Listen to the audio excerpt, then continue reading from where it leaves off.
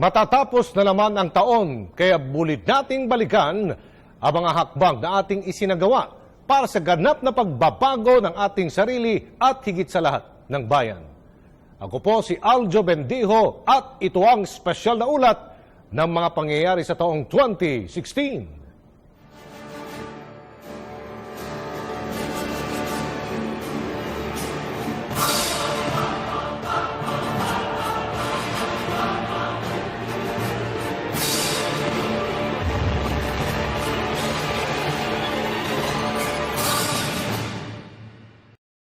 Naging makulay ang taong 2016 para sa maraming Pilipino. Matapos manalo sa eleksyon nitong 2016, dinala ni Pangulong Rodrigo Roa Duterte ang pangako ng pagbabago para sa bansang patuloy na nangangarap na tunay na pagunlad. Change is coming, sabi nga nila. Sa loob ng 6 na buwan, nakita natin ang pagbabago. Change has come. Panoorin natin kung paano inihatid sa maikling panahon ng mga ahensya ng ating pamahalaan ang mandatong ito ni Pangulong Duterte para sa mamamayang Pilipino. Ayon sa ipinalabas na pag-aaral ng Japan International Cooperation Agency o JICA, mahigit sa 800 bilyong piso ang nasasayang kada taon dahil sa napakatinding traffic na nararanasan dito po sa Metro Manila. Ito ang isa sa mga naging prioridad ng Pangulong Duterte sa kanyang mga economic agenda. Panoorin po natin to.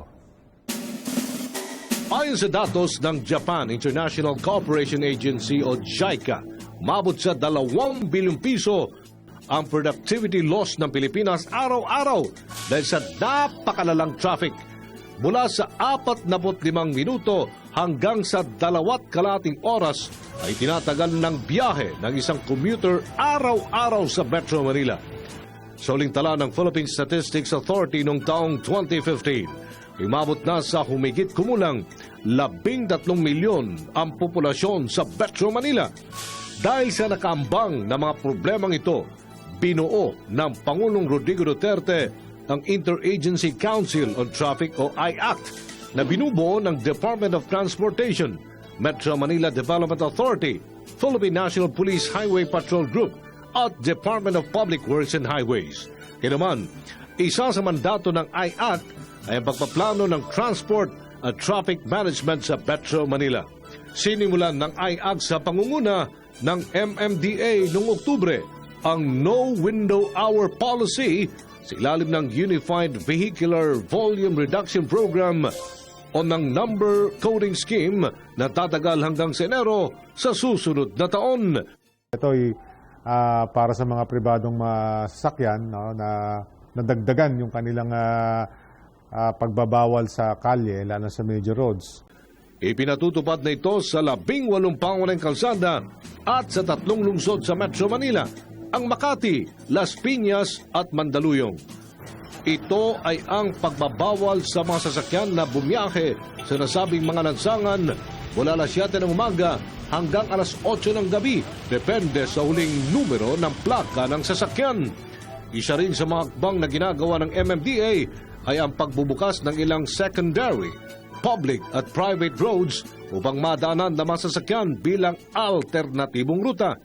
Yung mga mall sales, pinakiusapan po natin na kung pwedeng weekday, wala ho, and then weekends na lang sila. Malaking bagay yun. Nakikita nyo naman ho, ang malls, talagang yun, pag nag-sale yan, talagang maiipit yung buong EDSA.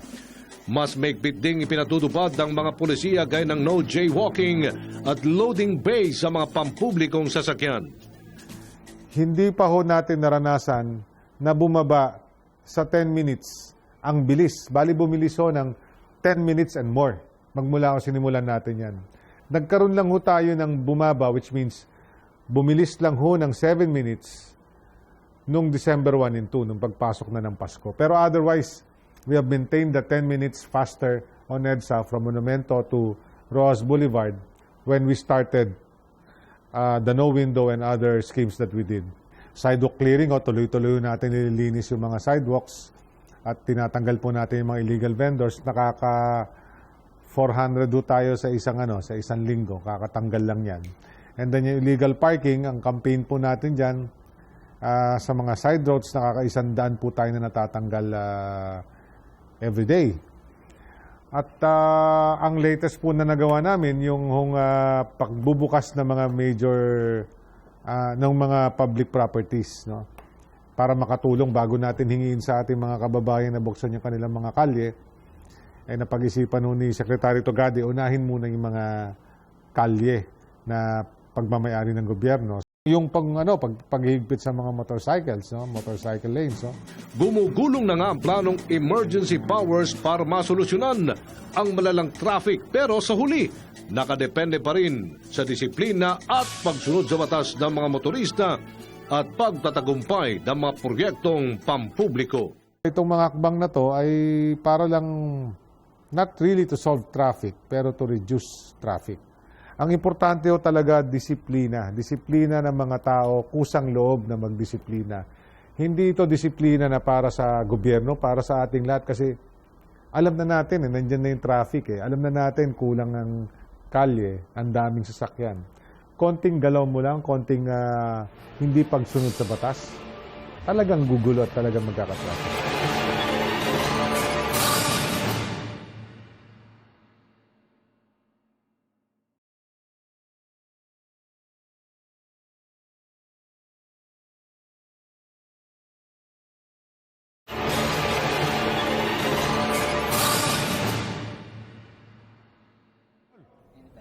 Kilala ang bansang Pilipinas bilang isa sa mga mega-diverse countries kung pag-usapan ang likas na yaman.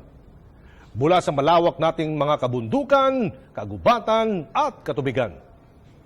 Anong mga hakbangin ang ginagawa ng ating pamahalaan para mapigilan o di kay maisalba ang ating pinagkukunang yaman mula sa tuluyang pagkasira? Maduming kapaligiran at nalalasong katubigan, mga nakakalbong kabundukan at lumalalang lagay ng ating klima. Isa sa mga pangunahing problemang kinakarap ng bansa na kinakailangan ng agarang solusyon. Bilang pagtugon sa mga suliraning ito, ay pinili ni Pangulong Rodrigo Duterte ang environmental advocate na si Gina Lopez bilang kalihim ng Department of Environment and Natural Resources o DENR. Agad na siniguro ng bagong pamunuan ang reforma at mabilis na pagpapaunlad ng mga pulisiyang pangkalikasan. The most notable achievement or milestone of DNR is that we are moving from a merely regulatory agency to a development one. One, we're partnering in a very dynamic and in-depth way with civic sector.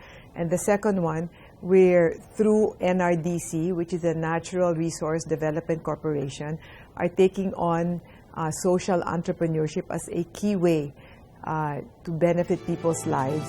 Sa simula pa lang ay agad nang nagkaroon ng review sa mga kontratang pinasok sa pagmimina sa iba't ibang bahagi ng bansa. Agad na nasuspinde ang operasyon ng 4 na mining corporation dahil sa paglabag sa environmental safety standards. 20 kumpanya pa ang sumasailalim sa auditing ng ahensya.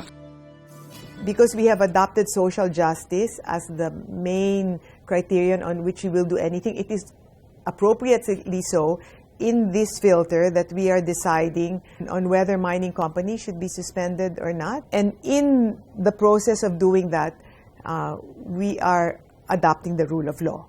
The law says, the mining law says, that you should not endanger the well-being of present or future generations. So in that line, if we see that rivers are silted and farmlands are destroyed and the people's health deteriorate, that is a violation of the law.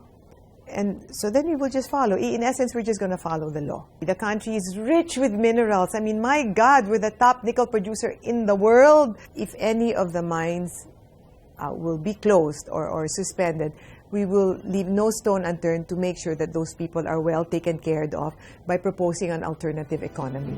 Bukod sa minahan, ay pinagtuunan din ng pansin ang paglilinis sa Laguna Lake sa pamamagitan ng pagtatanggal ng mga illegal fish pens na nagdudulot ng heavy siltation sa lawa. Target ng ahensya na matanggal ang 3,000 hektaryang illegal fish pen. Hinigpitan din ang pag-i-issue ng environmental compliance certificates. We're also doing an ECC audit because the way I see it, ECCs can be a tool. The sad reality is that regulatory agencies are actually seedbeds of corruption because many people sell the regulation and they don't think of whether it will benefit the people or not. It hasn't been used in the way it should be. So we're shifting policies around. Samantala, dahil sa mga delubyong bunsod ng climate change, ipagpapatuloy ng ahensya ang National Greening Program na mas nakaangkla sa pagtatanim ng mga halamang bakawan.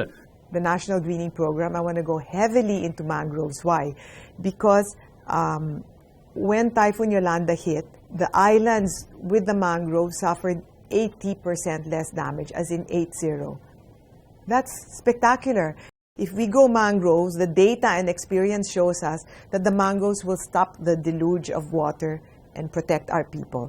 It absorbs carbon. The push of DNR is to use our NGP program such that it creates economic zones where everyone benefits. Dinagdag din ng ahensya ang pagprotekta sa karapatan sa lupain at kabuhayan ng mga indigenous people o IPs na nakatira sa mga preserved areas ng bansa.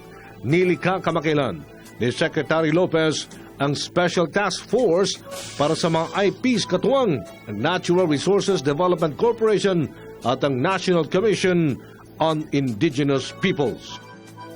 Mabilis na pagbabago sa mga pulisiya at programang pangkalikasan patunay na ang isang bansang patungo sa pagunlad ay may sapat na proteksyon para sa pinagkukunang yaman. Through the Natural Resource Development Corporation, which is NRDC, we're going to go into joint ventures with the Katutubo over and above giving them the land so that we can help them make money. And not only help them in production, help them all the way up to marketing. Make sure that their lives improve. Isa sa pinakamalaking hakbang na ginawa ni Pangulong Rodrigo Roa Duterte ang pagsugpo sa napakalaking problemang ito ng bayan. Ang paggamit at pagbebenta ng ipinagbabawal na gamot. Sinimulan ng Oplan Tokang o ang mapayapang pagkikipag-usap at pagkumbinse sa mga drug users at seller na iwan na ang kanilang mga maling gawain. Bagaman marami ang pumuna sa pulising ito ng PNP, Philippine National Police, ay kanyang paulit-ulit na binibigyan din na bawat mamamayan. Lalo na, ang bagong henerasyon ay may karapatan na mabuhay ng ligtas at malaya mula sa pagkakalupig ng bawal na gamot. Giyera kontra krimen at ilegal na droga, ito ang dalawang bagay na pinakabinigang halaga ni Pangulong Rodrigo Roa Duterte sa mga una niyang araw ng kanyang panunungkulan. Alam nila, paisi-isi lang tayo sa drug problem. It was not considered as our main concern. Hindi masyado consider na main mandate namin. Sabi ng ibang opisyal kasi noon, pag problema sa droga, sabi nila, pabayaan mo yan sa PDEA. Hindi natin trabaho yan. Pabayaan sa PDEA. Pero nung umupo sa presidente, sabi niya, you lead the war on drugs. Policy statement ni presidente na itong gusto niya, so sumunod tayo. Kung ayaw natin sumunod, then umalis tayo sa serbisyo. So kaya makita mo na lang ang effort ng ating kapulisan, di ba? Bulaga kami, pati si presidente na bulaga. Kaya nga, nung pagpasok namin, bigla na lang, no? Ganito pala kalalim, ganito pala kalawak, ganito pala kalaki ang problema natin sa droga. 3 to 6 months, extend natin another 6 months. Dahil hindi natin ito kakayanin, hindi natin matapos yung gira na ito. Noong Hulyo ay sinimulan ang pagreforma sa pulisya. Dahil dito ay nakilala ang ilan sa mga pulis na sangkot umano sa kalakalan at paggamit ng ilegal na droga at korupsyon. Ongoing na po ang kanilang mga kaso. Yung iba ongoing pa investigation. Pero yung iba talaga ongoing na mga kaso. At meron na po mga natatanggal na. So, hindi natin ihinto ito. Internal cleansing na ginagawa natin ngayon. Then, very important yan. In order to be effective in your job, you yourself should be clean. Yung mga involved sa droga is to be strict about it. Umabot na sa mga 2% yan. We are 160,000 strong na uniform policemen plus 30,000 na in UP.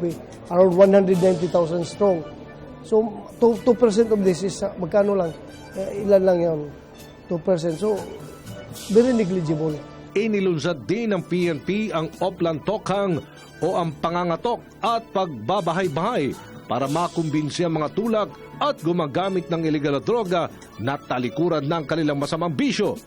Isinagawa rin ng pulisya ang Oplan Double Barrel na layuning makuha ang mga high-value target na drug lords, drug traffickers at maging mga street-level criminals. Sa loob ng 6 na buwan ay nakapagtala ng mahigit 40,000 police operations, 42,000 drug personalities ang naaresto at kulang-kulang sa 1 milyon ang napasukong users at drug pushers. Hindi maiwasan na sa mga operasyong ito ay may nasasawi sa panig ng pamalaan at mga hinihinalang users at pushers na nanlalaban umano sa operasyon. Mayroon ng mahigit sa 6,200 ang nasawi. 2,105 dito ay bunsod ng police operations at mahigit 4,000 ang death under investigation. Umabot na sa 24 ang nasawi at mahigit 70 ang nasugatan sa panig naman ng pamalaan. Naglabas din ng drug matrix at drug list ang Pangulong Duterte na nagpapakita ng pagkakasangkot ng ilang halal na opisyal ng pamalaan, pribadong individual, businessmen at ilang showbiz personalities. Para masiguro na maiimbestigahan ng maayos at makapaghatid ng pantay na hustisya, nagtutulungan ng National Bureau of Investigation at Department of Justice para sa pag-iimbestiga at pagsasampa ng mga kaso laban sa mga high-profile cases. Formal ring iniutos ni Justice Secretary Vitaliano Aguirre ang pagtatalaga ng Special Action Forces ng PNP para bantayan ng National Bilibid Prisons. Dito ay nagkaroon ng mas malalaking oplan galugad na nagdulot ng kaayusan sa loob ng ating pambansang piitan.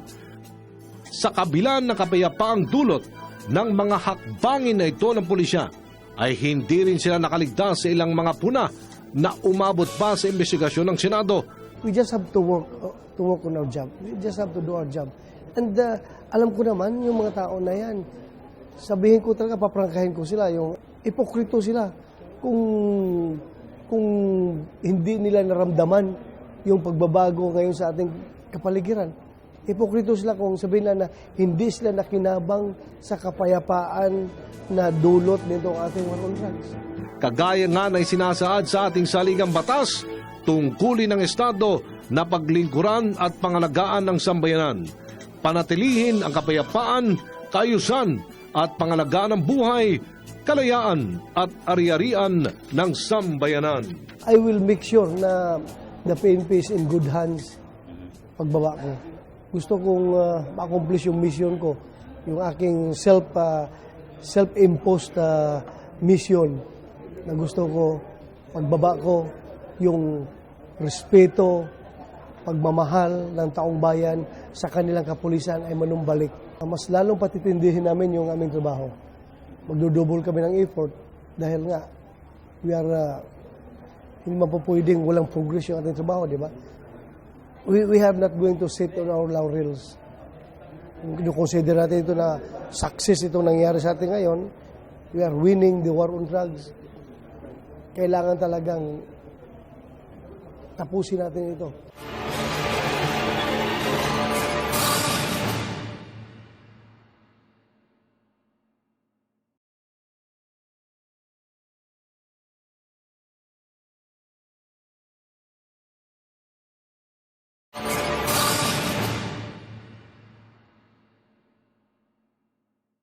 Sa tala ng Philippine National Police PNP, nitong Disyembre ay umabot na sa mahigit 900,000 ang sumukong drug pushers at users.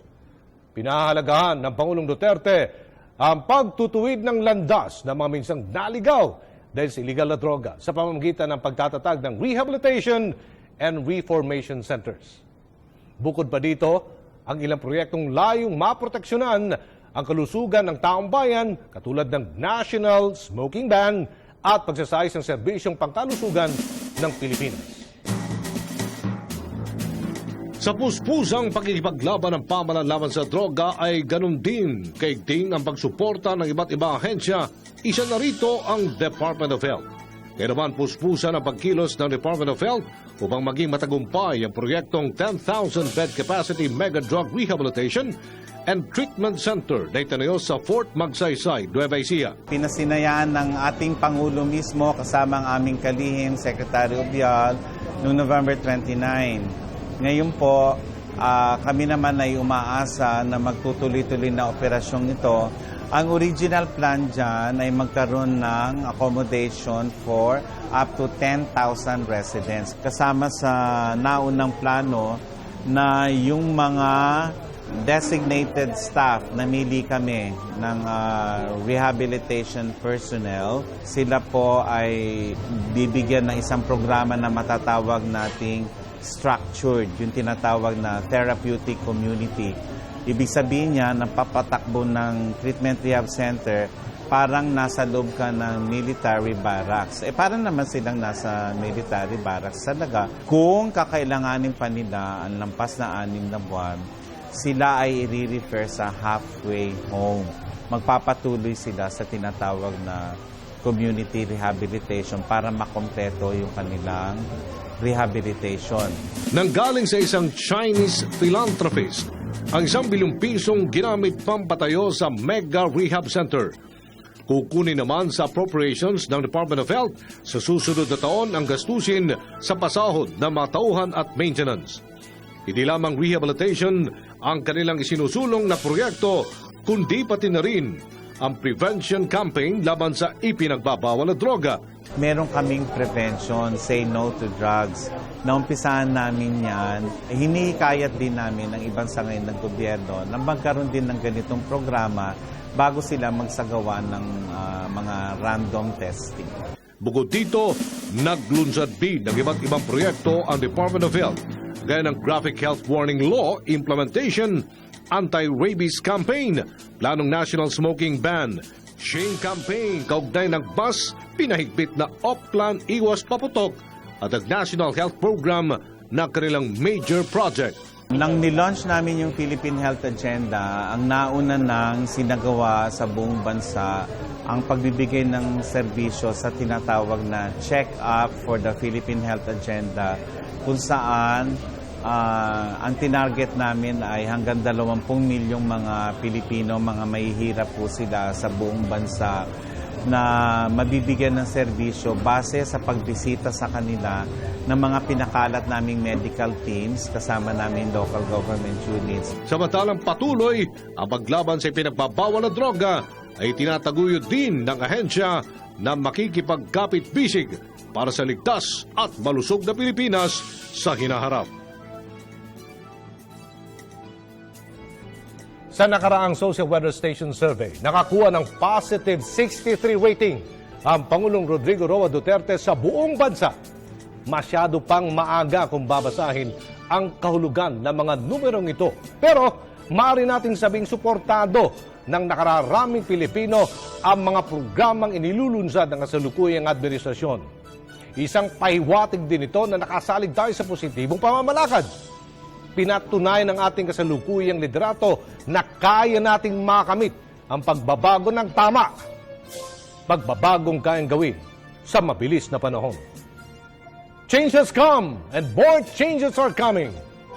Harapin po natin ang susunod na taon na may pagkakaisa, pagtutulungan at kapayapaan.